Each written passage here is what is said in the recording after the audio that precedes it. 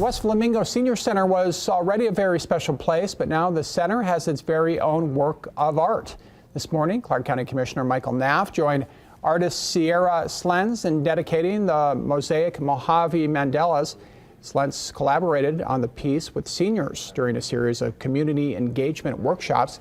Each mandala was crafted by workshop participants, drawing inspiration from the forms and colors of the Mojave Desert. Knapp says it is as vibrant as those who visit the senior center. It is busting at the seams with people coming together, enjoying everything from recreation to good food to good company to card games to everything else that goes on within here. After the dedication, Commissioner Knapp declared today Sierra Slens Day in honor of the artist.